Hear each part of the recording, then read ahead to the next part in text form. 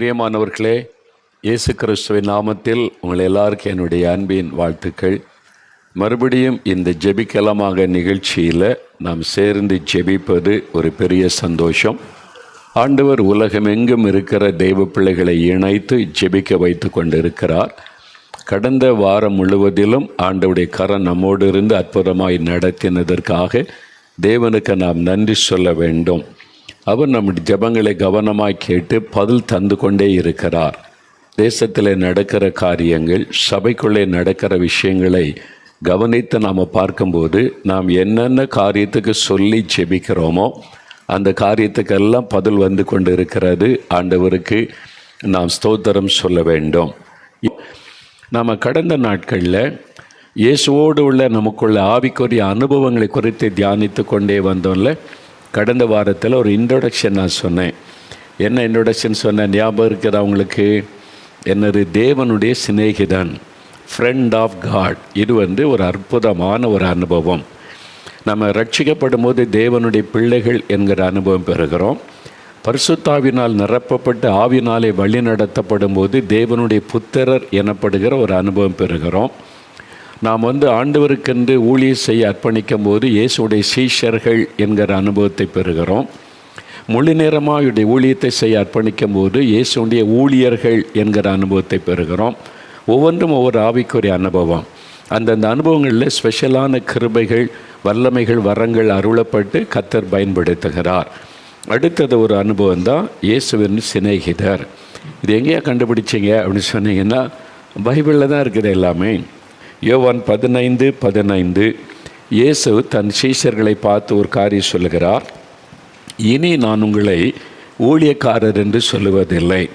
என் ஊழியக்காரராக நீங்கள் மாறிட்டீங்க, எனக்கு ஊழியம் ஒப்பு கொடுத்துட்டீங்க. இனிமேல் நான் உங்களை ஊழியர்கள் என்று சொல்ல மாட்டேன். என்ன சொல்லுவாராம்? நான் உங்களை சிநேகிதர் என்கிறேன் ஆண்டு சொல்கிறார். யூ ஆர் மை ஃப்ரெண்ட்ஸ் அப்படின்னு ஆண்டு சீஷரை பார்த்து சொல்கிறார். அவங்களுக்கெல்லாம் எவ்வளோ சந்தோஷமாக இருந்திருக்கும்ல. ஏனென்றால் எஜமான் தன்னுடைய ஊழியக்காரருக்கு எல்லாத்தையும் சொல்ல மாட்டான். நீ பாருங்களேன், ஒரு எஜமான் இருந்தால் ஊழியக்காரங்க வேலை செய்கிறவங்க வேலைக்காரங்க இருப்பாங்கள்ல, எல்லாமே அவங்களுக்கு தெரியாது. சில காரியம் சொல்லுவாங்க, அதை மட்டும் செய்யணும், அவ்வளோதான்.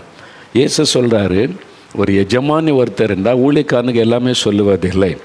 ஆனால் நான் உங்களுக்கு எல்லாத்தையும் சொல்கிறேன். பிதா எனக்கு சொல்லிக் கொடுத்தது, என் பிதாவினிடத்தில் நான் கேள்விப்பட்ட எல்லாவற்றையும் உங்களுக்கு நான் அறிவித்தேன், எல்லாத்தையும் சொல்லிட்டேன் அப்படின்னு சொன்னால் நீங்கள் என்னுடைய சிநேகிதர். அப்போ சிநேகிதர் என்கிற ஒரு உன்னதமான அனுபவம் இருக்கிறது. வேதத்தில் சிலர் தேவனுடைய சிநேகிதர் என்கிற அனுபவத்தோடு சிலர் சொல்லப்பட்டாங்க, சிலர் வாழ்ந்தார்கள். அதை பற்றி நான் 3 பேரை உங்களுக்கு சொன்னேன் இல்லை. ஒன்று ஆபிரகாம். யாக்கோபு 2:23 சொல்லப்பட்டு இருக்கிறது, ஆபிரகாம் தேவனுடைய சிநேகிதர் எனப்பட்டான் என்பதாக. ஏசாயா 41:8 ஆண்டு சொல்கிறார், என் சிநேகிதனாகிய ஆபிரகாம்.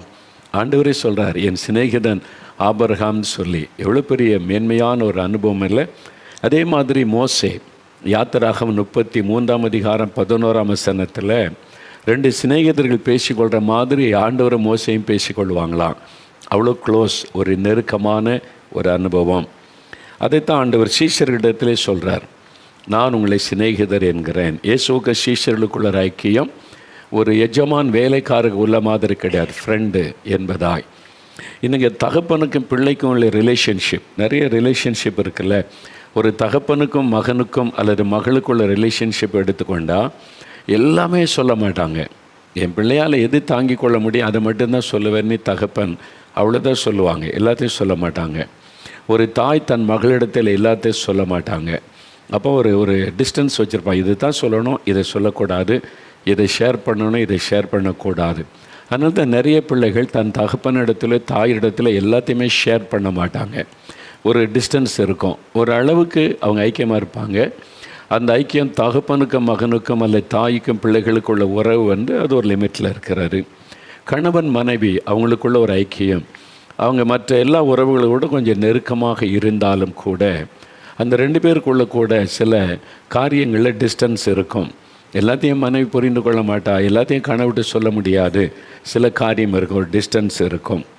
இதே மாதிரி தான் உறவுகள், சொந்தங்கள், சகோதரர்கள் சகோதரிகளுக்குள்ள என்னுடைய சகோதரன் சகோதரி நான் எல்லாத்தையும் ஷேர் பண்ணுவேன்னு சொன்னால் கூட சில காரியம் மறைத்து வச்சுருப்போம், எதை சொல்லணுமோ அதை தான் சொல்லுவோம். அந்த ரிலேஷன்ஷிப் அவங்களுக்குள்ள ஒரு ஐக்கியம் ஒரு அளவு தான். அதே மாதிரி தான் நீங்கள் ஊழியர்கள் விசுவாசிகளுக்குள்ள ஒரு ஐக்கியம். சபை பாஸ்டர்கிட்ட எல்லாத்தையும் சொல்ல மாட்டாங்க. குடும்பத்தில் உள்ள சில இதில் சொல்லுவாங்க, ஒரு பிறந்த நாள், கல்யாண நாள், இதுக்கு ஜெபிக்கணும், திருமணத்துக்கு பார்த்துக்கிட்டு இருக்கோம், ஜெபம் பண்ணுங்க, எல்லாம் சொல்லுவாங்க. ஆனால் 100% வீட்டுக்குள்ளே நடக்க எல்லாம் சொல்லுவாங்களா? சொல்ல மாட்டாங்க. அவங்க ஊழியக்காரராக இருந்தாலும் அதுக்கு ஒரு லிமிட் இருக்கிறது. எல்லா ரிலேஷன்ஷிப்லேயுமே இந்த மாதிரி இருக்கிறதை நீங்கள் பார்க்க முடியும். இதில் எக்ஸெப்ஷன் இருக்குது. சிலர் இல்லை நான் எங்கள் அம்மாக்கிட்ட ஃப்ரெண்டாக தான் பழகிறேன், எங்கள் அப்பாக்கிட்ட ஃப்ரெண்டாக பழகிறேன், எல்லாத்தையும் சொல்லிடுறேன். அது எக்ஸெப்ஷன். ஒரு 1000ல் 1 அப்படி இருக்கும். ஆனால் பொதுவாக நீங்கள் பார்க்கும்போது அந்த ரிலேஷன்ஷிப்பில் ஒரு டிஸ்டன்ஸ் இருக்கும். இயேசு அதை உணர்ந்து தான் சொல்கிறாரு, நான் இனிமேல் உங்களை ஃப்ரெண்ட் என்று சொல்லுகிறேன். ஏன்னா நான் ஒன்றுமே மறைச்சி வைக்கலை, எல்லாத்தையும் ஓப்பனாக அவங்கள்ட்ட சொல்கிறேன். உங்களை பற்றி எல்லாமே எனக்கு தெரியும். ஃப்ரெண்ட் என்று சொல்லும்போது அந்த 2 பேருக்குள்ளே ஒளிவு மறைவு என்பதே இருக்காது. அதனால தான் நீங்கள் பாருங்களேன், ஒரு பிள்ளையோ ஒரு பையனோ அவன் பாதிக்கப்பட்டால் பேரண்ட்ஸ் கூட மகன்கிட்ட கூப்பிட்டு கேட்க மாட்டாங்க, மகளை உட்கார வச்சு பேச மாட்டாங்க. சொன்னால் கூட அது அமைதியாக இருக்கும். பார்த்துருக்கீங்களா? பையனை அதிகம் பேச மாட்டான், அமைதியாக இருப்பான். அப்போ எங்கள் பேரண்ட்ஸ் என்ன பண்ணுவாங்கன்னா, ஃப்ரெண்டுக்கிட்ட விசாரிப்பாங்க, நீ தானே அவனுக்கு ஃப்ரெண்டு, உனக்கு தெரியாமல் ஒன்றுமே இருக்காது, எங்கிட்ட எதையும் மறைக்கிறான், ஆனால் உனக்கு எல்லாமே தெரியும், சொல்லு அப்படிம்பாங்க. அதே மாதிரி என் மகளுக்கு நீ தான் ரொம்ப டியரஸ்ட் ஃப்ரெண்டு, உனக்கு தெரியாமல் எதுவுமே இருக்க முடியாது. என் மகள் ஏதோ ஒரு காரியம் மனசில் பாதிக்குது, அவனுக்கு கஷ்டப்படுறான், எங்களுக்கு தெரியுது, எங்கிட்ட மனசிறந்து பேச மாட்டேங்கிறா, நீ சொல்லுன்னு கேட்பாங்க. ஏன்? ஃப்ரெண்டுக்கு எல்லாமே தெரியும். இதுதான் உண்மை, இதுதான் ப்ராக்டிக்கல், எல்லாருடைய லைஃப்லேயும் நடக்கிற காரியம். ஒரு சிலர் எக்ஸெப்ஷனாக, எனக்கு அப்படிலாம் ஃப்ரெண்டு கிடையாதுங்க, நான் இப்போவுமே தனி தான், நீங்கள் உலகத்தில் இருக்க வேண்டிய ஆளே கிடையாது, அப்படி சிலர் இருப்பாங்க. என்ன செய்கிறது? ஆனால் ப்ராக்டிக்கலாக நீங்கள் பார்த்தீங்கன்னா வேதம் சொல்லுவது சரி, நம்முடைய அனுதின வாழ்க்கையிலே சரி, எல்லாருக்குமே ஃப்ரெண்டு இருப்பாங்க. இது மதங்களை கடந்து இனங்களை கடந்து இருக்கும். நீங்கள் பார்த்தீங்கன்னா வேலை செய்கிற இடத்துல நிறைய ஃப்ரெண்ட்ஸ் இருந்தாலும் 2 பேர் ரொம்ப டியரஸ்ட்டாக இருப்பாங்க. ஒரு கிறிஸ்தவரும் இஸ்லாமியரும் கூட ரொம்ப டியரஸ்ட்டாக இருப்பாங்க. பார்த்துருக்கீங்களா? ஒரு இந்துவாக இருப்பாங்க, ஒரு கிறிஸ்டியனாக இருப்பாங்க, அவங்க தான் ரொம்ப டியரஸ்ட்டாக இருப்பாங்க. இது மாதிரி எல்லாரும் மதங்களை கடந்து இனங்களை கடந்து அது அந்த ஃப்ரெண்ட்ஷிப் என்பது ரொம்ப வித்தியாசமானது. அதில் மதமோ இதுவும் வராது. அது மாதிரி சிலர் ஸ்பிரிச்சுவல் லைஃப்பில் இருப்பாங்க, மற்றவங்களோட தொடர்பு இல்லாமல் இருக்கும்போது அப்படிப்பட்டவங்களோட ஒரு ஐக்கியமாக இருப்பாங்க, அப்படியும் உண்டு. அதனால் இந்த ஃப்ரெண்ட்ஷிப் என்கிறது ரொம்ப டிஃப்ரெண்டானது. சிநேகிதர் என்பது இப்படி ஒரு அனுபவத்தை இயேசுவே சொல்லுகிறார். நான் இவங்களை சிநேகிதர் என்று சொல்லுகிறேன். அப்போ நாம் ஆண்டவருக்கு ஃப்ரெண்டாக மாற முடியும். ரொம்ப ஆச்சரியமாக இருக்குல்ல? அறிவிடிங்க, கடவுளுக்கு நம்ம ஃப்ரெண்டாக இருக்க முடியும், அவரே சொல்லுகிறாரு. அப்படி ஒரு அனுபவம் இருக்கிறது. ஆபிரகாம், மோசே, இப்போ தாவீது லைஃப்லாம் எடுத்து பாருங்கள். அப்படி சொல்லப்படாட்டாலும் ரொம்ப ஃப்ரெண்டு மாதிரி தான்.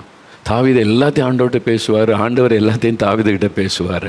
எல்லாம் சொல்லிக்கிடும், யுத்தத்துக்கு போகாத, இப்படி போ, எல்லாம் சொல்லி, ஆண்டவரே நான் என்ன செய்யணும், யுத்தத்துக்கு போகலாமா, செய்யணுமா? 2 பேரும் கான்வர்சேஷனை நீங்கள் பார்த்தீங்கன்னா 2 பேருக்கும் ஒரு ஃப்ரெண்ட்ஷிப் இருப்பதை நீங்கள் பார்க்க முடியும். அந்த மாதிரி தான். இந்த மாதிரி சில கேரக்டர்ஸ், அதாவது அப்படிப்பட்ட ஆட்களை பைபிளில் நீங்கள் பார்க்க முடியும். ஆண்டவருக்கு அவங்களுக்குள்ள ரிலேஷன்ஷிப் உங்களுக்கு ஆண்டவருக்குள்ள ரிலேஷன்ஷிப் எப்படி இருக்குது? ஒரு தகப்பனும் பிள்ளைக்கு ஒரு ரிலேஷனாக ஒரு ஐக்கியனா கூட ஒரு டிஸ்டன்ஸ் இருக்கும்.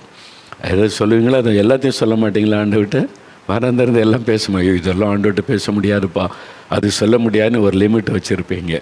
அப்போ ஆண்டவர் அந்த லிமிட்டோடு தான் அவங்களோட பழகுவார். அவ்வளோதான். நீங்கள் எந்த லிமிட்டில் பழகுறீங்களோ அந்த லிமிட்டுக்கு தான் ஆண்டவரும் பழகுவார். நல்லா அறிந்து கொள்ள. ஏன்னா நம்முடைய சிந்தனை எண்ணம் எல்லாம் ஆண்டவருக்கு தெரியும். அந்த அளவுக்கு தான் பழகுவார். நீங்கள் நெருங்கி போனால் அவர் நெருங்கி வருவார். நீங்கள் ஓப்பனாக இருந்தீங்கன்னா அவர் உங்கள்கிட்ட ஓப்பனாக இருப்பார். நீங்கள் ஒரு தகப்பன் பிள்ளை ரிலேஷன்ஷிப்பில் மட்டும் இருந்தால் போதும்னு நினச்சா ஆண்டவர் அதோடு நிறுத்தி கொள்ளுவார். இல்லை ஃப்ரெண்டாக மாறணும்னு சொன்னால் அவர் உங்கள்கிட்ட ரொம்ப க்ளோஸ் ஆயிடுவார். இந்த அனுபவத்தில் நீங்கள் ஸ்டெப் பை ஸ்டெப்பாக வளர்ந்தால் ஆண்டவர் எனக்கு நல்ல ஃப்ரெண்டாக இருக்கிறாரு அப்படின்ற ஒரு உன்னதமான அனுபவத்துக்குள்ளே வர முடியும். இந்த ஃப்ரெண்ட்ஷிப் ரொம்ப வித்தியாசமானது. சிநேகிதர்கள் அப்படின்னும்போது நீங்கள் பார்த்துருக்கீங்களா? நீங்கள் யோசித்து பாருங்கள். காலையில் வாக்கிங் போவாங்க பாருங்கள். சில கடற்கரையில் வாக்கிங் போவாங்க, அப்புறம் பார்க்கில் வாக்கிங் போவாங்க, கிரவுண்டில் வாக்கிங் போவாங்க. அப்படி போகும்போது கவனிச்சிருக்கிறீங்களா? நான் வந்து பெரும்பாலும் முடிஞ்ச அளவு நான் எங்கே போனாலும் காலையில் வாக்கிங் போகிறது பழக்கம்.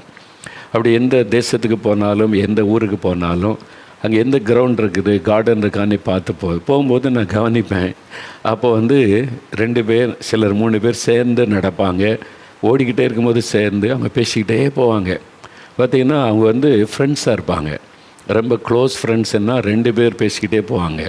நான் பார்த்துருக்குறேன். சில வாலிபர்கள், சில வயசானவங்க நடப்பாங்க. அவங்க வந்து அங்கே தான் வந்து ஜாயிண்ட் ஆவாங்க. நடக்கிற இடத்துல வீடு தனித்தனியாக இருக்கும். காலையில் இத்தனை மணிக்கு வந்தால் டெய்லி அந்த மாதிரி சந்தித்து நடப்பாங்க. சில சமயம் 2-3 நாள் சில சிட்டியில் தங்கினா அந்த 2-3 நாளில் ஒரே ஆட்களை நான் பார்த்துருக்குறேன். கரெக்டாக அந்த டைமுக்கு வந்து மீட் பண்ணி நடக்கிறத அப்படி உட்காந்து பேசிக்கிட்டே இருக்கிறத பார்த்துருக்குறேன். அதிலே தெரிந்து கொள்ளலாம் அவங்க 2 பேர் ரொம்ப டியரஸ்ட் ஃப்ரெண்ட்ஸாக இருக்கிறாங்க அப்படின்னு சொல்லி கண்டுபிடிக்கலாம். அதே மாதிரி மாலையில் பார்த்திங்கன்னா விளையாட்டு கிரவுண்டுக்கு போங்க, நிறைய யூத் வாலிபர்கள் விளையாட வருவாங்க. பார்க்குக்கு போனால் சின்ன பிள்ளைகள் விளையாட வருவாங்க. அது வந்து பக்கத்து வீடு, எதிர் வீடு, பக்கத்து தெருவில் உள்ளவங்க ஃப்ரெண்ட்ஸு தான் சேர்ந்து விளையாட வருவாங்க. அப்போ பார்த்திங்கன்னா நிறைய பேர் ஃப்ரெண்ட்ஸாக இருந்தாலும் 2 பேர் ரொம்ப க்ளோஸாக இருப்பாங்க. இன்றைக்கி வாட்ச் பண்ணால் அவங்களுக்கு தெரிஞ்சிடும். 10 பேர் 15 பேர் ஒன்றுக்கு ஒன்று எல்லாம் பேசிக்கொள்வாங்க, சந்தோஷமாக ஃப்ரெண்ட்லியாக பேசுவாங்க. ஆனால் நீங்கள் நல்லா வாட்ச் பண்ணிங்கன்னா 2 பேர் நல்ல நெருக்கமாக கனெக்டாக இருப்பாங்க. எல்லாத்துக்கிட்டே அன்பாக இருந்தாலும் அவங்க வந்து டியரஸ்ட் ஃப்ரெண்டாக இருப்பாங்க. இந்த மாதிரி ஃப்ரெண்டை தான் பெற்றோர் கண்டுபிடிச்சு விசாரிப்பாங்க, என் பையனை பற்றி மகளை பற்றி சொல்லுன்னு. அதே மாதிரி தான் பெண் பிள்ளைகளுக்கும் இருப்பாங்க. ஒருவேளை அவங்க மைதானத்துக்கு வர முடியாட்டாலும் ஒரு ஷாப்பிங் போகும்போது எம்மாவது ஒருக்கா மீட் பண்ணும்போது அது மாதிரி ஃப்ரெண்ட்ஷிப் வச்சுருப்பாங்க. நீங்கள் பார்த்தா தெரியும் உங்களுக்கு. இது மாதிரி விளையாடும்போது, விளையாட்டு கிரிக்கெட்டு, இந்த வாலிபால் எல்லாம் விளையாட வரும்போது பார்த்திங்கன்னா அந்த ஃப்ரெண்ட்ஷிப்பை நீங்கள் கண்டுபிடிக்க முடியும். வயசான ஆட்கள் பார்த்துருக்கீங்களா? பார்க்குக்கு போய் பாருங்கள், காலையில் அல்லது ஈவினிங்கில் வயசானவங்க 2 பேர் உட்காந்து பேசிக்கிட்டே இருப்பாங்க. மணிக்கணக்காக பேசுவாங்க. ரொம்ப இன்ட்ரெஸ்டிங்காக இருக்கும். நீங்கள் கவனித்தாலே அவங்க எப்படி பேசுகிறாங்க, பழகுறாங்க. 2 வெவ்வேறு வீட்டை சார்ந்தவங்களாக இருப்பாங்க, வெவ்வேறு தெருவிலேருந்து வருவாங்க.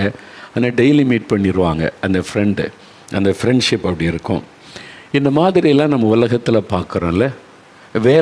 ஒரு வேலையில் ஆஃபீஸில் வந்து 50 பேர் வேலை பார்த்தாலும் எல்லாத்துக்கிட்டையும் குட் மார்னிங் சொல்லுவாங்க, எல்லாத்துக்கிட்டையும் அன்பாக இருப்பாங்க. ஆனால் யாராவது ஒருத்தர்கிட்ட தான் ரொம்ப க்ளோஸாக இருப்பாங்க. அந்த ஆஃபீஸில் கேட்டால் தெரியும் இவங்க யாரோட க்ளோஸ்னால் அவங்க தான் இவங்க ரொம்ப டியரஸ்ட்டு. 2 பேரும் ஒன்றா சாப்பிடுவாங்க, ஒன்றா டீ குடிப்பாங்க, ஒன்றா பேசுவாங்க, ஒன்றா தான் அவங்க வெளியே போவாங்க. அது மாதிரி ஒவ்வொருத்தருக்கும் அப்படி இருப்பாங்க. ஃப்ரெண்டு பார்த்துருக்கீங்களா? நீங்கள் உங்களுக்கு இருக்காங்களா? இல்லையா? இருப்பாங்க. நீங்கள் சொல்கிறதுக்கு வெட்கப்பட்டால் எல்லாருக்குமே இருப்பாங்கல்ல. கட்டாயம் ஒரு ஃப்ரெண்டு, மனம் திறந்து பேசுகிறதுக்குன்னு ஒருத்தர் இருப்பாங்க, ஃப்ரெண்டு இருப்பாங்க. இதில் இந்த 2 பேர் ஃப்ரெண்ட்ஷிப் வச்சு ஐக்கியமாக இருக்கணுமானால், இப்போ ஆண்டவர் சொல்கிறாரு, நான் உங்களை சிநேகிதர். இயேசு நம்மோட ஃப்ரெண்டாக இருக்க விரும்புகிறார். நாம் அவரோட ஃப்ரெண்டாக நம்ம நெருக்கமாக இருக்க முடியும். அப்படி 2 பேர் ஃப்ரெண்ட்ஷிப்பாக க்ளோஸாக இருக்கன்னா என்ன பண்ணணும் அப்படின்னு பார்த்தீங்கன்னா, ஆமோஸ் 3ஆம் அதிகாரம் 3ஆம் வசனம் சொல்லுகிறாரு. ஆமோஸ் 3:3 வேத புஸ்தகத்தில் 1065 பக்கம் பழைய ஏற்பாட்டில் 2 பேர் ஒருமனப்பட்டிருந்தால் ஒழிய ஒருமித்து நடந்து போவார்களோ. 2 பேர் ஒரு மனமாக இருந்தால் தான் ஒன்றா நடந்து போக முடியும். அதாவது ஃப்ரெண்ட்ஷிப் என்பது 2 பேர் ஒருமனப்பட்டால் தான் நடக்கும் அப்படி சொல்லலாம். அந்த ஒரு மனம் பாருங்களேன், இந்த வயசு பிரகாரமாகவே இருக்கும். பார்த்தீங்களா, சர்ச்சுக்கு போய் பாருங்கள். சர்ச்சில் சின்ன பிள்ளைகள், குட்டி பிள்ளைகள், 3 வயசு பிள்ளைகள், 3-4 வயசு பிள்ளைகளோடு அட்டாச் ஆகிடுவாங்க. நீங்கள் பார்த்தீங்கன்னா ஃப்ரெண்டில், கிராமங்களில் அப்படி தான். இப்போ ஃப்ரெண்டில் பிள்ளைகள் உட்காருவாங்களா, இந்த பெற்றோரோடு வந்தாலும் நேராக அங்கே போய் தன்னுடைய ஃப்ரெண்டை தேடுவாங்க. ரொம்ப இன்ட்ரெஸ்டிங்காக நீங்கள் வாட்ச் பண்ணி பாருங்கள். அங்கே வந்து ஒரு 20-30 பிள்ளைகள் இருந்தாலும் இந்த குட்டி பிள்ளை போய் தேடும் தனக்கு ஃப்ரெண்டு யார் வந்திருக்குதான்னு. கரெக்டாக பக்கத்தில் தான் உட்காருவாங்க. பார்த்துருக்கீங்களா? அந்த 2 பேர் ரொம்ப ஃப்ரெண்ட்லியாக இருப்பாங்க, ஒன்றா பேசிக்கொள்ளுவாங்க. சர்ச்சை முடிஞ்ச பிறகு பாருங்கள் 2 பேரும் என்னென்னோ பேசுவாங்க. அப்படி எனக்கு சிலர் கவனித்தா இன்ட்ரெஸ்டிங்காக இருக்கும். ஒரு 4 வயசு தான் இருக்கும், அவங்க 2 பேரும் உட்காந்து பேசுவாங்க பாருங்கள், மணிக்கணக்காக பேசுவாங்க. என்ன அந்த 4 வயசு பிள்ளைகளுக்கு பேசுகிறதுக்கு என்ன இருக்குன்னு பார்த்தா அது ஃப்ரெண்ட்ஷிப். நமக்கு விளங்காது, அவங்க பேசிக்கிட்டே இருப்பாங்க. பார்த்துருக்கீங்களா நீங்கள்? அந்தந்த ஏஜ் பிரகாரம் ஒன்று சேருவாங்க. அந்த இருதயம் அவரை ஒன்று சேரும். அந்த ஏஜ் பிரகாரம் சின்ன பிள்ளைகளோட ஃப்ரெண்ட்லியாக இருப்பாங்க. டீனேஜ் பிள்ளைகள், பாய்ஸ் பாருங்கள், அந்த வயசு பிள்ளைகளோடு தான் இணைவாங்க, அவங்களோட ஃப்ரெண்ட்ஷிப் வச்சுருப்பாங்க. யூத்தை பாருங்கள், யூத்து சேரும். வாலிப பெண் பிள்ளைகளோடு சேருவாங்க. அது மாதிரி ஃபேமிலி பீப்புள் பார்த்திங்கன்னா அதுக்கு சம்மந்தப்பட்டவங்ககிட்ட உட்காந்து குடும்ப கதையெல்லாம் பேசுவாங்க. அது மாதிரி பார்த்துருக்கீங்களா நீங்கள்? அது மாதிரி ஆண்கள் அப்படி தான். வயசான தாத்தா பாட்டிமார் ஒன்று சேருவாங்க, தாத்தா ஒன்று சேருவாங்க. இதெல்லாம் பார்த்துருக்கீங்களா நீங்கள்? பல நண்பர்கள் இருந்தாலும் நிறைய பேர்கிட்ட ஃப்ரெண்ட்ஷிப் வச்சுருந்தாலும் ஒருத்தர்கிட்ட தான் ரொம்ப க்ளோஸாக இருப்பாங்க. இது நேச்சுரல். நிறைய இடத்துல நம்ம பார்க்குற ஒரு விஷயம் இது. 2 பேர் ரொம்ப ஃப்ரெண்ட்லி அவங்க அப்படின்னு சொல்லக்கூடிய அளவுக்கு அவங்க இருப்பாங்க. நான் அப்படி நிறைய பேரை பார்த்துருக்கேன். நம்ம லைஃப்பில் கூட பார்க்குறோம். இந்த ஃப்ரெண்ட்ஷிப்பை குறித்து நல்லா யோசிக்கணும். எங்கள் ஊழியத்தில் கூட இயேசுனிக்கா ஊழியம் பண்ணாங்க, ஜெபக்குள்ள ஆரம்பித்தோம்ல, அதில் ரெண்டு சிலர் எல்லாத்துக்கிட்ட அன்பாக இருந்தாலும் ரொம்ப க்ளோஸாக இருக்கிறவங்கள நான் வாட்ச் பண்ணி பார்த்துருக்குறேன். எங்கள் ஊழியத்தில் கூட 2 பேர் இருந்தாங்க, 2 சிஸ்டர்ஸ். எல்லாருக்குமே தெரியும். மனோன்மணி அக்கா, பொருள்திலகம் அக்கான்னு சொல்லுவோம். அந்த 2 பேரும் எப்பவும் க்ளோஸாக இருப்பாங்க. ஜெபத்துக்கு வந்தாலும் சரி, போனாலும் சரி, இவங்க வந்தால் கட்டாயம் அவங்க இருப்பாங்க. கடைக்கு போனாலும் ஒருத்தருக்கு தான் கடைக்கு போனால் நான் 2 பேரும் சேர்ந்து போவாங்க. ஒருத்தர் ஆஸ்பத்திரிக்கு போனால் 2 பேரும் சேர்ந்தால் போவாங்க. ஏன்னா அந்த ஃப்ரெண்ட்ஷிப். இப்போ அவங்க ஒருத்தர் ஆண்டவர் எடுத்துக்கொண்டாலும் அது அவங்கள ரொம்ப பாதிக்கும். ஏன்னா 2 பேர் ரொம்ப ஃப்ரெண்ட்ஸாக இருந்தாங்கல்ல, ரொம்ப க்ளோஸாக, எல்லாத்துக்கிட்டையும் அன்பாக இருந்தாலும் அந்த 2 பேர் க்ளோஸாக இருப்பாங்க. இதே மாதிரி தான் நம்ம லைஃப்பில். நீங்கள் படிச்சுக்கிட்டு இருந்த போது, நான் ஸ்கூலில் படிக்கும்போது எனக்கு ஒரு நல்ல ஃப்ரெண்டு. நாங்கள் 2 பேரும் எப்போ ஒன்றா இருப்போம், எப்போவுமே ஒன்றா உட்காந்து பார்ப்போம். நாங்கள் ஸ்கூலில் படிக்கிற காலத்திலேயே இந்த பரீட்சை பேப்பர் திருத்தி கொடுப்பாங்க தெரியுமா? எக்ஸாம் பேப்பர் திருத்தி தந்தால் அவன் பேப்பர் கொடுத்தா நான் பிடுங்கிடுவேன். ஏன் பேப்பர் அவன் பிடுங்கி பார்ப்பான் எவ்வளோ மார்க்குன்னு. எங்கள் 2 பேரும் நாங்கள் ரொம்ப டியரஸ்ட். அப்படி நான் எவ்வளோ மார்க் எடுத்திருக்கேன், அவன் எவ்வளோ மார்க் எடுக்கான்னு என்ன இப்படி மார்க்கை பார்க்குறாரு. 2 பேருக்கு ஒரு அரை மார்க் 1 மார்க் வித்தியாசமாக இருக்கும். ரொம்ப டியரஸ்ட்டாக ஃப்ரெண்டாக இருப்போம். அவன் ஒரு நாள் வரலைன்னா மனசு ரொம்ப பாதிக்கும். ஃப்ரெண்டு வரலையே, என்ன காரணமோ அப்படின்னா தான் அந்த ஃப்ரெண்ட்ஷிப்பில் உள்ள ஒரு காரியம். அதே மாதிரி தான் நான் பைபிள் காலேஜில் படிக்கும்போது அங்கே ஃப்ரெண்ட்ஷிப் இருந்தாங்க. ஆந்திராவை சார்ந்த சாம்சன்னே ஒரு ஃப்ரெண்டு உண்டு. உடனே அவர் பாருங்கள், லீவு நாட்களில் எங்கள் வீட்டுக்கு வந்துடுவார். அவர் தெலுங்கு தான், எங்கள் வீட்டுக்கு வந்துடுவார். ஒன்றாவே நாங்கள் இருப்போம், பேசுவோம், அதெல்லாம். அந்த மாதிரி ஒரு காலம். அப்புறம் பார்த்திங்கன்னா நான் கிராமத்தில் ஊழியம் செய்து கொண்டே படிக்கிற சூழ்நிலை பைபிள் காலேஜில். அப்போது நாங்கள் நிறைய பேர் இருந்த யூத் எல்லாம் பைபிள் காலேஜ் ஸ்டூடெண்ட்ஸ். அதில் ரிச்சர்ட் ரீடுன்னு ஒரு நண்பர், திருச்சியை சார்ந்தவங்க, ஆங்கிலோ இண்டியன் சார்ந்தவங்க. நாங்கள் 2 ரொம்ப டியரஸ்ட் ஃப்ரெண்ட்ஸு. லீவில் எங்கள் வீட்டுக்கு அவங்க வருவாங்க, அவங்க வீட்டுக்கு நான் போவேன். நாங்கள் கிராம ஒழித்து போகும்போது கூட போனால் தனியாக ஈவினிங் ஜெபிக்கு போனால் அவர் கிட்டார் வாசிப்பார். அவர் கிட்டார் வாசி அப்படியே பாடுவார். நாங்கள் 2 பேரும் தனியாக உட்காந்துருப்போம். 2 பேரும் ஒன்றா ஜெபம் செய்வோம். எல்லாருக்குமே தெரியும். எல்லோரும் எங்களை என்ன சொல்லுவாங்கன்னா, தாவீது யோனத்தான் மாதிரி அப்படின்னு சொல்லுவாங்க. தாவீது யோனத்தான் பைபிளில் பார்க்க ரொம்ப டியரஸ்ட்டாக இருந்தாங்கல்ல, அந்த மாதிரி ஒரு ஃப்ரெண்ட்ஷிப். இது நமக்கு பைபிளில் சொல்லப்பட்டிருக்கிறது. நேச்சுரலாகவும் நம்முடைய லைஃப்பில் நடக்கிற ஒரு விஷயம் இது மாதிரி ஃப்ரெண்ட்ஷிப். இதில் நான் சொன்ன மாதிரி நிறைய பேர் நண்பராக பழகுவோம். யாராவது ஒருத்தர் தான் ரொம்ப டியரஸ்ட்டாக இருப்பாங்க. ஏன்னா அந்த ரிச்சர்ட் ரீட் அவங்கள்ட்ட நான் எல்லாம் மறந்துருந்து அவர்கிட்ட சொல்லுவேன். அவர் லைஃப்பில் உள்ள எல்லா சீக்ரெட்டும் எனக்கு தெரியும், எல்லாம் மறந்துருந்து சொல்லுவார். ஒரு நம்பிக்கை. நம்ம ஒருத்தருக்கு ஷேர் பண்ணும்போது இவங்க யார்கிட்டையும் சொல்ல மாட்டாங்க. இவங்களால எனக்கு எந்த பிரச்சனையும் வராது, என்னுடைய பெஸ்ட்டு ஃப்ரெண்டு என்கிற ஒரு சூழ்நிலையில் தான் அந்த ஐக்கியம் உண்டாகும். அதே மாதிரி தான் தேவன் அவருக்கு ஃப்ரெண்டுகளை தேடுகிறார். அவர் ஃப்ரெண்டை தேடுகிறார். உங்களுக்கு தெரியுமா? ஆண்டவர் ஃப்ரெண்டை தேடுகிறார். அவர் மனம் திறந்து பேச பழக. அதனால தான் மனிதனை தேவன் உண்டாக்கும்போது தமது சாயலில் உண்டாக்கி ஏதேன் தோட்டத்தில் வைத்தாலும் பகலின் குளிர்ச்சியான வேளையில் கர்த்தர் இறங்கி ஆதாம் ஏவாளோடு நடந்தார். அவங்களோடு ஐக்கியம் வைப்பது, பேசுவது ஆண்டவருக்கு ரொம்ப விருப்பம். அதனால் அவங்களோட நடப்பார். என்ன பேசியிருப்பாங்க யோசித்து பாருங்கள். ஆதாம் ஒரு பக்கம், ஏவாள் ஒரு பக்கம் ஆண்டோடைய கையை பிடித்து கொண்டே நடந்திருப்பாங்க. ஆண்டவர் தோட்டத்தில் உலாவி வந்திருப்பார், எல்லாத்தையும் காமிச்சிருப்பார். சிங்கம், புலி, மான் எல்லாம் உங்களுக்கு எது பிடிச்சிருக்குது, எல்லாம் ஓகேவா கேட்டிருப்பார். இந்த கனிகள் எது பிடிச்சிருக்கு ஷேர் பண்ணியிருப்பாங்க. ஆதாம் ஏவாள் சந்தோஷமாக ஆண்டவரோடு பேசியிருப்பாங்க. ஒரு ரிலேஷன்ஷிப் பாருங்கள், ஒரு நெருங்கின ஒரு ரிலேஷன்ஷிப். தகப்பன் பிள்ளைகளுடைய உறவுனாலும் ஒரு சிநேகிதனை போல ரிலேஷன்ஷிப் ஆண்டவர் அவங்களோட மெயின்டைன் பண்ணார். சாத்தானுக்கு அதுதான் பிடிக்கலை. ஆண்டவர் விட்டு அவங்களை பிரிச்சிடணும், ஆண்டவரை துக்கப்படுத்தணும் என்பதற்காகவே பாவத்தை உண்டாக்கி தேவனை விட்டு பிரித்து விட்டான். ஆனால் ஆண்டவருடைய உள்ளம் அதுக்காக ஏங்கினார். மனுஷனோடு ஐக்கியப்படுவதற்கு தேவனுடைய உள்ளம் ஏக்கத்தோடு இருக்கிறாரு. நான் உண்டாக்கின என் பிள்ளைங்க, அவங்களோட நான் பேசணும், பழகணும் என்பதாக. அதனால தான் இயேசு நமக்காக மரித்து தேவனோடு நம்மை ஒப்புரவாக்கினார். ஆண்டவருக்கு நமக்குள்ள ரிலேஷன்ஷிப்பை ஆண்டவர் அழகாக நமக்கு ஏற்படுத்தி கொடுத்தது இயேசு கிறிஸ்து. அவர் சிலுவையில் ரத்தம் சிந்தி தடுப்பை சுவரை உடைத்தார், ஒரு ஐக்கியம். அதன் பிறகு பார்த்து ஆண்டவரோடு நெருக்கமான ஒரு அனுபவம். இதை ஸ்டெப் பை ஸ்டெப்பாக நீங்கள் வந்தீங்கன்னா ஆண்டவருடைய பிள்ளை, ஆண்டவருடைய சீஷன், ஆண்டவருடைய ஊழியக்காரன் நிலைமையை தாண்டி அவருடைய ஃப்ரெண்டாக நீங்கள் பழகிட்டீங்கன்னா உங்களுடைய வாழ்க்கையில் இயேசு இல்லாமல் இருக்கவே முடியாது. நீங்கள் அவர் ஃப்ரெண்டாக பழகி அவரோட நெருக்கமாயிட்டீங்கன்னா அதுக்காக எதையும் இழப்பீங்க, அவரை இழக்கவே மாட்டீங்க. 2 பேர் ரொம்ப டியரஸ்ட் ஃப்ரெண்ட் ஆகிட்டான்னு வைங்களேன், ஒருத்தருக்கு ஒருத்தர் விட்டு கொடுக்க மாட்டாங்க, ஒருத்தருக்கு ஒருத்தர் அந்த ஐக்கியத்தை இழக்க விரும்பவே மாட்டாங்க. சில சூழ்நிலைகளினால் பிரிய வேண்டிய சூழ்நிலை வரலாம். வேலை நிமித்தம், படிப்பு நிமித்தம், பல காரியம். அது ரொம்ப மனதை பாதிக்கும், ரொம்ப கஷ்டப்படுவாங்க. அதனால தான் ஃபோன் மூலமாவது பேசுகிறது பாருங்களேன். அவங்க ரொம்ப பேசுவாங்க, ஒருத்தருக்கு ஒருத்தர், அதெல்லாம் இருக்கும் அந்த ஐக்கியம். இதே மாதிரி தான் ஆபிரகாம் தேவனுடைய சிநேகிதன் எனப்பட்டான். கர்த்தர் ஒரு ஃப்ரெண்டாக ஆபிரகாமை வைத்திருந்தார். மோசையை ஒரு ஃப்ரெண்டாக வைத்து ஆண்டவர் பேசினார். தாவீது ஜெபம் பண்ண உடனே ஆண்டவர் பதில் கொடுத்துருவார், என்ன செய்யணும், எப்படி செய்யணும்னு சொல்லுவார். அந்த மாதிரி ஒரு ஃப்ரெண்ட்ஷிப் அவங்களுக்குள்ளே இருந்தது. சீஷரோடு அப்படி தான் ஆண்டவருக்கு ஒரு நல்ல ஒரு ஐக்கியம், அந்த ஃப்ரெண்ட்ஷிப் இருந்தது. உங்களுக்கு ஆண்டவருக்குள்ள ஐக்கியம் எப்படி இருக்குது? உங்களுக்கு ஆண்டவருக்குள்ள உறவு எப்படிப்பட்டு? தகப்பன் பிள்ளை உறவிலேயே நிற்கிறீங்களா? அல்லது ஒரு எஜமான், நானுடைய வேலைக்காரன், அந்த ரிலேஷன்ஷிப்பில் இருக்கிறீங்களா? அல்லது நான் அவருடைய சீஷன், அவர் எனக்கு குரு அப்படின்ற ரிலேஷன்ஷிப்பில் இருக்கிறீங்களா? அல்லது அவர் எனக்கு பெஸ்ட் ஃப்ரெண்டு அப்படின்ற ரிலேஷன்ஷிப்புக்கு வந்திருக்கிறீங்களா? யோசித்து பாருங்கள். அது ஸ்டெப் பை ஸ்டெப்பாக அந்த அனுபவத்துக்குள்ளே வரணும். சும்மா சொல்லிட்டா போதும், ஃப்ரெண்டுன்னு சொல்லிட்டா காரியம் அல்ல.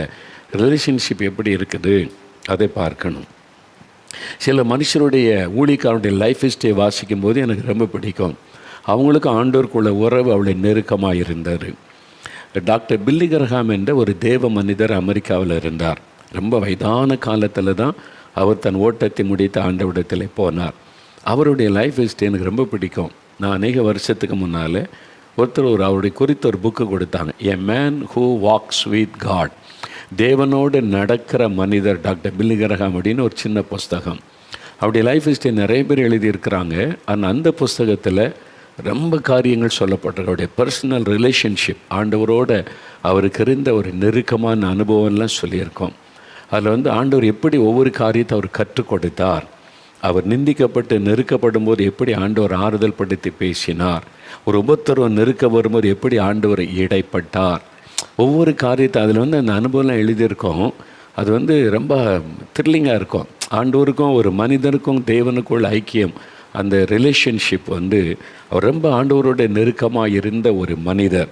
அதனால் டாக்டர் பில்லி கிரஹாம் அவருடைய லைஃப் எனக்கு ரொம்ப பிடிக்கும். அந்த புஸ்தகத்தில் நிறையா எக்ஸைட்மெண்ட்டான காரியம்லாம், அந்த ஊழியத்தின் காரியம், நிந்தைகள், நெருக்கங்கள் எல்லாமே. ஏன்னா அவர் நல்ல சாட்சி உள்ள ஒரு மனிதர், யாருமே குற்றம் சாட்ட முடியாத அளவுக்கு ஊழியம் செய்தவர் தான். ஆனாலும் அவருடைய ஆஃபீஸ்லேயே அவர் குறை சொல்கிறவங்க இருந்தாங்களாம். அவர் ஊழியத்திலேயே, அவங்க ஊழியத்தில் சம்பளம் வாங்கிட்டு அவரை குறை சொல்கிறவங்க இருந்தாங்களாம். அப்போ ஒருத்தர் சொன்னாங்களாம், நீங்கள் உங்கள் ஊழியத்தில் இவங்களெல்லாம் வச்சுருக்கீங்கன்னு நம்பி இவ்வளோ பேர், அதுலேயே உங்கள் ஊழியத்தில் உங்கள்கிட்டே சம்பளம் வாங்கி உங்கள்கிட்டே பிழைப்பு நடத்துகிறவங்களே உங்களை பற்றி, இந்த ஊழியத்தை பற்றி குறை சொல்கிறாங்க அப்படின்னு சொன்னபோது, டாக்டர் ஒரு யூதாஸ் இருந்தான், 12 ஒரு யூதாஸ் இயேசுவையே காட்டி கொடுத்தான், ஒரு துரோகியாக இருந்தான். அப்போ நான் இயேசுக்கே அப்படின்னா 12க்கு 1 ஒரு யூதாஸ் இருப்பான், எங்கள் ஊழியத்தில் இவ்வளோ பேர் இருக்காங்கல்ல, 12ல் 1 யூதாஸ் இருப்பான் அப்படின்னு சிரித்து கொண்டே பதில் சொன்னாராம். எல்லாம் அவனுடைய லைஃப்பில் நடந்த காரியங்கள் எல்லாம் நமக்கு ஒரு பெரிய ஆசீர்வாதம், அவங்க கடந்து போன பாதை. அதே மாதிரி டிஎல் ஆஸ்பான் என்கிற ஒரு ஊழியக்காரர் அமெரிக்காவில் இருந்தார். டிஎல் ஆஸ்பான் அவருடைய புக்கு எனக்கு அந்த நாட்களிலே நான் நிறையா வாங்கி வாசித்திருக்கிறேன். அவர் ரொம்ப எக்ஸைட்மெண்ட்டாக, அவரோட எனக்கு ரொம்ப பிடிச்சது என்னென்னா, அவர் சோல் வின்னிங்கை பற்றி புக்கு எழுதியிருக்கிறார். பெரும்பாலும் பிரபலமான நிறைய ஊழியக்காரங்க சோல் வின்னிங் பற்றிலாம் புக்கு எழுதி நான் பார்த்ததில்லை. ஆனால் அவர் soul winning, join this chariot, Philip போய் ஒரு ரதத்துடனே சேர்ந்து ஒரு ஆத்மா ஆதாயம் பண்ணின விதம், அதை சோல் வின்னிங்கை பற்றி அவ்வளோ தரிசனம் உள்ள, தாகமுள்ள மனிதர். அதனால் அவருடைய புக்கு வாசித்து அவருடைய லைஃப் ஹிஸ்ட்ரி எனக்கு அவருடைய மேகசின்லாம் வரும். அதனால் அவரை பார்க்கணும். அமெரிக்கா போயிருந்தபோது தல்சான்ற இடத்துல, ஓக்லஹாமாவில் தல்சான்ற இடத்துல தான் அவருடைய ஆஸ்பான் ஃபவுண்டேஷன் என்கிற இடம் இருக்குது. அவரை பார்க்கணுன்னு என்ன போன ஆசையாக. ஆனால் அவர் தான் இந்த தெய்வ மனிதர் டிஎல் ஆஸ்பான்னு சொல்லி. ஆனால் அப்போ அவர் ஊரில் இல்லை. அதனால் இந்த இடத்தெல்லாம் பார்த்துட்டு வந்தோம். அவரை சந்திக்க முடியலன்னு வருத்தப்பட்டேன். ஆனால் இப்போ அவர் வயதான காலத்தில் மதுரைக்கு வந்திருந்தார் சில வருஷத்துக்கு முன்னால். அவர் ஆரம்பத்தில் மதுரையில் பிரசங்கம் பண்ணி பலத்த அற்புதம் நடந்து அதை பார்த்து தான் பிரதர் டிஜிஎஸ் தினகரன் அந்த மீட்டிங்கில் தான் என்னையும் ஆண்டவர் அப்படி பயன்படுத்தின்னு ஒப்பு கொடுத்தாங்க. அது மாதிரி அவங்களுக்கும் அவரோட நல்ல பழக்கம். அதனால் எனக்கு அவர் ரொம்ப பிடிக்கும். டிஎல் ஆஸ்பான் அவருடைய புக்கு, அவருடைய எல்லா புக்கும் நான் வாசித்திருக்கிறேன். அவருடைய மேகசின் ஃபெய்த் டைஜஸ்ட்னு வரும். அவருடைய கூட்டத்தில் மரித்தவங்க உயிரோடு எழும்பி இருக்கிறாங்க. பலத்த அற்புதம் நடக்கும். நல்ல தெய்வ மனிதர். ஆனால் அவர் மதுரைக்கு வந்திருந்தபோது வயசான காலத்தில் அவரை சந்திக்கிற வாய்ப்பு கிடைச்சது. அந்த கூட்ட ஒழுங்கு பண்ண பிரதர் பிள்ளைகள் எனக்கு அவரை சந்திக்கலாம் வாங்கன்னு கூப்பிட்டு நான் போய் அவரை சந்திக்க முடிந்தது. அவர் என்னை பார்த்தேன். நான் முன்ன அதை ஃபஸ்ட் டைம் பார்க்குறேன் அவரை. அவர் என் கையை பிடிச்சிக்கிட்டார். என் கையை பிடிச்சிக்கிட்டு விடவே இல்லை. ½ அன் ஹவர் என்கிட்ட பேசினார். நான் ஒரு 5 நிமிஷம் பேசிட்டு வந்தேன்லான்னு போனேன். என்ன பேசினேன்? நான் ஒன்றுமே பேசலை. அவரை பார்த்துக்கிட்டே இருக்கிறேன் நான். அவர் பேசுகிறார். என்ன பேசினார் தெரியுமா? ஆபிரகாம் என் ஃப்ரெண்ட் ஆஃப் காட், அதை பற்றி பேசினார். தேவனுடைய சிநேகிதன் Abraham. Abraham was a friend of காடுன்னு அந்த ஃப்ரெண்ட் ஆஃப் காடை பற்றி என்கிட்ட அப்படியே பேசுகிறார். அப்படியே அந்த ஆங்கிலத்தில் தான் பேசுவார். பேசிக்கிட்டே இல்லைன்னா ஈஸியாக புரியும் அவர் பேசுகிற ஆங்கிலம். அவர் கையை பிடிச்சிட்டே இருந்தார். என் கையை விடவே இல்லை. ½ அன் ஹவர் நான் அவர் பேசி முடித்து ரொம்ப சந்தோஷம் எனக்கு அவரை பார்த்தது. இப்போ அவர் தேவனுடைய ராஜ்யத்துக்கு போயிட்டார். பிரதர் டிஜிஎஸ் தினகரனுக்கும் அவர் ரொம்ப ஃப்ரெண்டு. அவங்க அந்த அனுபவத்தெல்லாம் டிஜிஎஸ் என்கிட்ட போய் ஷேர் பண்ணியிருக்கிறாங்க. அவர் நல்ல ஒரு தெய்வ மனிதர்.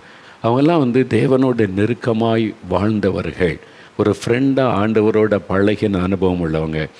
அதே மாதிரி தான் சகோதரர் டிஜிஎஸ் தினகரன். அவங்க இப்போது நம்ம மத்தியில் இல்லாவிட்டாலும் அவங்களுடைய அனுபவங்கள் எல்லாம் ரொம்ப ஆச்சரியமானவைகள். இந்த டிஜிஎஸ் தினகரன் அவங்களோட பழகினவங்களுக்கு தெரியும். அவங்க ரொம்ப ஒரு ஸ்வீட்டான கேரக்டர். அப்படி சொன்னால் கபடம் இல்லாத இருதயம் கொண்டவங்க. அப்படி சிலரை தான் பார்க்க முடியும்.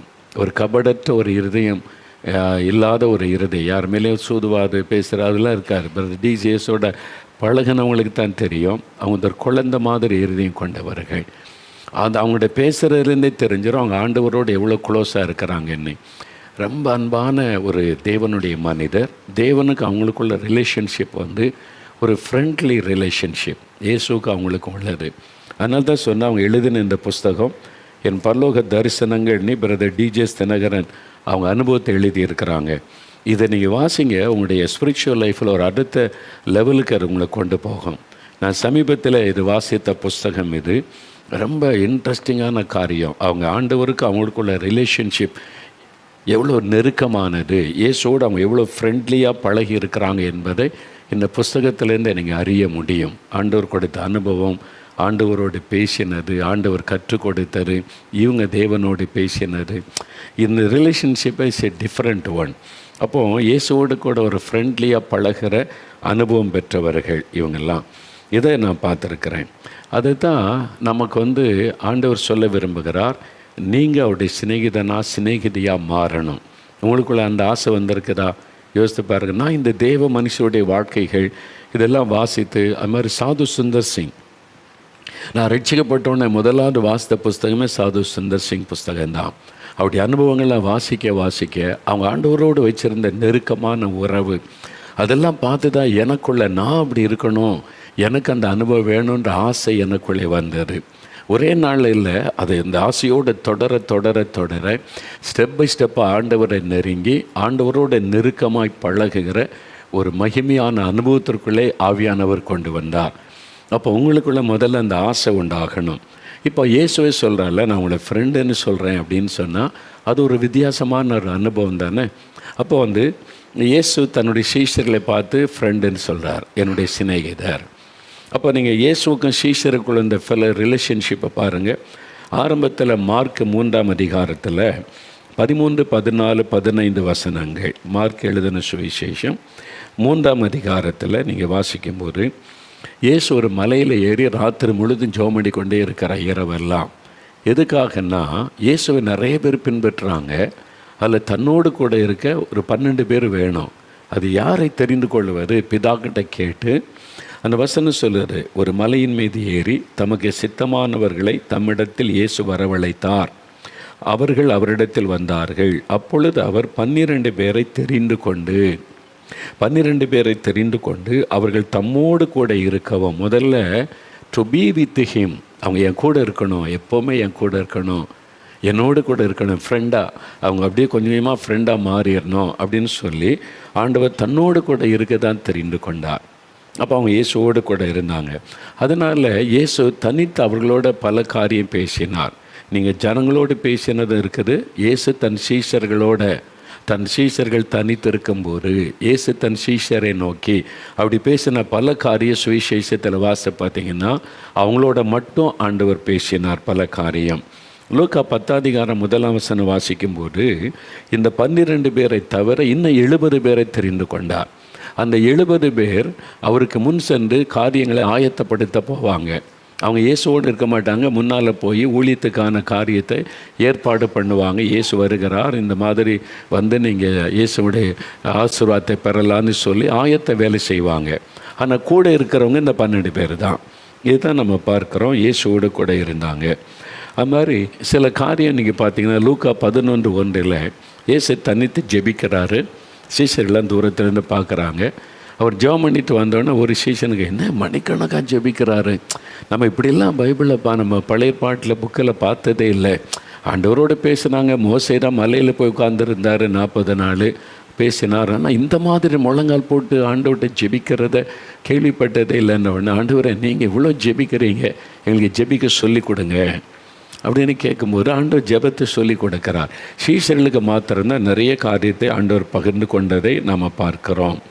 அப்போ அவங்களுக்கு சொல்கிறார். இதில் மத்தேயு 16:13 வாசிக்கும்போது தன் சீஷரோடு பிலிப்பி செசரியா இடத்துல தனித்திருந்த போது ஆண்டவர் அந்த தன்னுடைய சீஷரோடு பேசும்போது கேட்குறாரு, ஜனங்கள் என்ன யாருன்னு சொல்கிறாங்க? பார்த்தீங்களா, ஆண்டவர் கேட்குறார், ஜனங்கள் என்னை பற்றி என்ன சொல்கிறாங்க? இப்போ என்கிட்ட டைரெக்டாக சொல்ல மாட்டேன், உங்களுக்கு தெரியல என்ன சொல்கிறாங்க. அப்போ அதை கேட்குறாரு ஆண்டவர். இன்ட்ரெஸ்டிங்காக ஒவ்வொருத்தரும் சிலர் எரேமியான்றாங்க, சிலர் எலியான்றாங்க, ஒவ்வொருத்தரும் ஒன்றுன்னு சொல்கிறாங்க. ஆண்டவரே, சரி ஜனங்கள் சொல்கிறது நீங்கள் என்ன சொல்கிறீங்க? அதில் ஆண்டவர் பேசுகிறார் மனம் திறந்து அவங்களோட. இது பொதுமக்களிடத்தில் ஆண்டவர் பேச மாட்டார். இதெல்லாம் பர்சனலாக தேவனுக்கு அவங்களுக்குள்ள ஒரு பெரிய ஐக்கியம். இதில் நீ இன்ட்ரெஸ்டிங்கான இன்னொரு விஷயம் பாருங்கள். 12 பேரில் 3 பேர் ரொம்ப டியரஸ்டாக இருந்தாங்க. 3 பேர், எல்லாம் பேதுரு, யோவான், யாக்கோபு. நீங்கள் வேதத்தில் பார்த்தீங்கன்னா இயேசுக்கு ரொம்ப க்ளோஸாக இருந்தாங்க இந்த 3 பேர் மாத்திரம். 12 பேர் இருப்பாங்க பொதுவாக, அவங்களோட இயேசு பேசினார், கூட தான் இருக்கிறாங்க. ஆனால் இந்த 3 பேருடைய அனுபவம் இன்னும் க்ளோஸ் இயேசுவோட. நீங்கள் நிறைய சீக்கிரட் காரியெல்லாம் இந்த 3 பேருக்கு தான் தெரியும். நீங்கள் பார்த்தீங்கன்னா யபீருவின் வீட்டுக்குள்ளே மரித்து போன அந்த மகளை ஆண்டவர் உயிரோடு எழுப்ப அந்த அறைக்குள்ளே போகும்போது இந்த 3 பேரை மட்டும் அந்த பெற்றோரோடு கூட மற்ற எல்லாரையும் வெளியே நிறுத்திட்டார். பேதுரு, யோவான், நீங்கள் 3 பேர் மாத்திரம் வாங்க. மற்ற சிஷ்யர்கள் என்ன நினைப்பாங்க? அதெல்லாம் இயேசு நினைக்கல. இந்த 3 பேர் மாத்திரம் வாங்க. ரொம்ப க்ளோஸ், அவங்களாம் சீஷர்கள் தான். ஆனால் இந்த 3 பேர் தான் ரொம்ப க்ளோஸாக இயேசுவோடு இருந்தாங்க. அதை மார்க் 5:37 வேதத்தில் பார்க்குறோம். அதே மாதிரி மத்தேயு 17:1 வாசித்தா இயேசு ஒரு மலையின் மீது தனித்து ஜெபம் பண்ண போகிறார். எல்லோரும் இங்கே இருங்க, நான் ஜெபிக்க போகிறேன்னு சொல்லிவிட்டு 3 பேரை மட்டும் கூப்பிட்டு போகிறேன், பேதுரு, யோவான், யாக்கோபு என் கூட வாங்க அப்படின்னு சொல்லி. அந்த 3 பேர் மாத்திரம் இயேசுவோட இவங்களை விட நெருக்கமாக இருந்தாங்க. இதை நம்ம பார்க்குறோம். அதே மாதிரி கெத்செமனே தோட்டத்தில் இயேசு ஜெபிக்க போகும்போது மத்தேயு 26:37 வாசிக்கும்போது ஆண்டவர் பாருங்கள், எல்லோரும் இங்கே இருங்கன்னு சொல்லிவிட்டு 3 பேரை மாத்திரம் பிரித்து கொண்டு போய் அவங்கள்ட்ட துக்கப்படுறார். அவங்கள்ட்ட தான் எல்லாம் வெளிப்படுத்துகிறார். தன்னுடைய துக்கம், வியாகுலம் எல்லாத்தையும் வெளிப்படுத்தி காண்பிக்கிறார். இந்த மாதிரி இயேசு கிறிஸ்துவை விரும்பினார். சிலரை க்ளோஸாக ஆண்டவர் வைத்திருந்தார். அதே மாதிரி தான் இன்றைக்கி அவருக்கு லட்சக்கணக்கான ஊழியர்கள் இருந்தாலும் ஆனால் அவர் சிலரை க்ளோஸாக பழக விரும்புகிறார். அவங்களுக்கு ஃப்ரெண்ட்லியாக பழகி அவங்களோட நெருக்கமாக இருக்க ஆண்டவர் விரும்புகிறார். இதான் உண்மை. ஆண்டவர் உங்ககிட்ட கூட ஃப்ரெண்ட்லியாக பழகன்னு விரும்புகிறார். நீங்கள் முதல்ல அதை வாஞ்சித்து அதற்கு ஒப்பு கொடுத்து அவரோடு நீங்கள் நெருக்கமாயிட்டீங்கன்னா அப்படி ஃப்ரெண்டு என்கிற உன்னதமான அனுபவத்தை நீங்கள் பெற முடியும். அதனால தான் பாருங்கள், இயேசு சீஷர்களை பிதா, நான் பிதா எனக்கு வெளிப்படுத்தின எல்லாத்தையும் உங்களுக்கு சொல்லிட்டேன்னு சொல்கிறார்ல. மற்ற 24 அதிகாரத்தில் இயேசு சீஷரோடு பேசும்போது கடைசி காலத்தின் விவரங்கள்லாம் சொல்ல, என்னெல்லாம் நடக்கும் இதை பொதுமக்களுக்கு தெரியாது. சீஷர்கிட்ட மட்டும் சொல்ல, யுத்தங்கள், பஞ்சங்கள், கொள்ளை நோய்கள், இந்த உபத்திரம் வரும், சுவிசேஷம், இதெல்லாம் சொல்ல, ரகசியம் யாருக்குமே சொல்லாதது சீஷர்கிட்ட மட்டும்தான் சொல்லுகிறார், அவங்கள்ட்ட மட்டும்தான் பகிர்ந்து கொள்ளுகிறார். அதே மாதிரி யோவான் 14:1 வாசிக்கும்போது பிதாவின் வீட்டில் அநேக வாசஸ்தலம் உண்டு, பரலோகத்தை பற்றி காரியெல்லாம் சொல்லி கொடுக்கிறதை பார்க்கிறோம். அது மாதிரி யோவான் 17:1 பாருங்கள், இயேசு அவங்களோட சேர்ந்து ஒரு நீண்ட ஜெபம் பண்ணுகிறார். அப்படி மனதில் இருக்கிறதெல்லாம் வெளிப்படுத்தி ஜெபிக்கிறதை நம்ம பார்க்கிறோம். அதே மாதிரி அதனால தான் நமக்கு எவ்வளோ ஃப்ரெண்ட்ஸ் இருந்தாலும் டியரஸ்ட் ஃப்ரெண்டுன்னு ஒருத்தருப்பாங்கல்ல, அதே மாதிரி இயேசு கிறிஸ்துவை உங்களுடைய டியரஸ்ட் ஃப்ரெண்ட் ஆக்கிட்டிங்கன்னா உங்களுடைய வாழ்க்கை ரொம்ப இனிமையாக இருக்கும். நீங்கள் மனந்திருந்து அவங்கள்ட்ட பேசலாம், அவர் மனந்திருந்து அவங்கள்ட்ட பேசுவார். எப்போ தெரியுமா? நம்பிக்கைக்குரிய ஒருவர் தான் டியரஸ்ட் ஃப்ரெண்டாக இருக்க முடியும். நான் சொல்கிறத இவன் வெளியே போய் சொல்லிடுறான், நான் இவனை நம்பி ஒன்று சொன்னால் எல்லாத்திட்டையும் பரப்பிறான்னு சொன்னால் ஃப்ரெண்ட்ஷிப் கட் ஆகிரும். பார்த்துருக்கீங்களா? அப்போ 2 பேர் நம்பிக்கைக்குரியவர்களாக சீக்ரெட்டை காக்கிறவர்களாக இருந்தால் தான் 2 பேர் ரொம்ப டியரஸ்ட் ஃப்ரெண்டாக இருக்க முடியும். அதே மாதிரி ஆண்டவருக்கு நமக்கும் உள்ள ஐக்கியம், இயேசுவுக்கு நமக்குள்ள சில சீக்ரெட் இருக்கும். இப்போ எனக்கு ஆண்டவருக்கு சில சீக்ரெட் இருக்குது, அது யாருக்கும் தெரியாது. யாருக்கிட்ட இந்த இயேசுக்கு எனக்கு மட்டும்தான் தெரியும். என்னை பற்றி அவருக்கு தெரியும், அவர் என்ன நினைக்கிறார்னு எனக்கு தெரியும். அது secret between God and me, Jesus and me. இது மாதிரி எல்லாருக்குமே இருக்கும். அவரோட டியரஸ்ட்டாக பழகிறவங்களுக்கு அந்த காரியம் இருக்கும். அப்போ இந்த மாதிரி இயேசுவோட நெருங்கி பழகுன்னா என்ன பண்ணணும், ஃப்ரெண்ட் ஆகுன்னா என்ன பண்ணணும் அப்படின்னு கேட்டிங்கன்னா, நாளைக்கு அதை குறித்து சில காரியத்தை நம்ம தியானிக்கலாம். இயேசுவோட நான் ஃப்ரெண்டாக இருக்கணும், அவரோட அப்படி நெருக்கமாக இருக்கணும், அதுக்கு என்ன பண்ணணும் அப்படின்னு வேத வசனத்திலிருந்து நாளைக்கு அதை குறித்து தியானிக்கலாம். இப்போ நீங்கள் ஆசைப்படுறீங்களா? அப்போ இதயத்தில் கை வைங்க, ஆண்டவரை பார்த்து சொல்லுங்கள், ஆண்டவரே நானும் உங்களுக்கு பெஸ்ட்டு ஃப்ரெண்டாக இருக்க விரும்புகிறேன், நீங்கள் எனக்கு பெஸ்ட்டு ஃப்ரெண்டாக இருக்கணும். எத்தனை நண்பர்கள் இருந்தாலும் நீங்கள் தான் எனக்கு க்ளோஸ் பெஸ்ட்டு ஃப்ரெண்டாக இருக்கணும். இயேசுவே நான் அதை விரும்புகிறேன். I want to become your friend O Lord.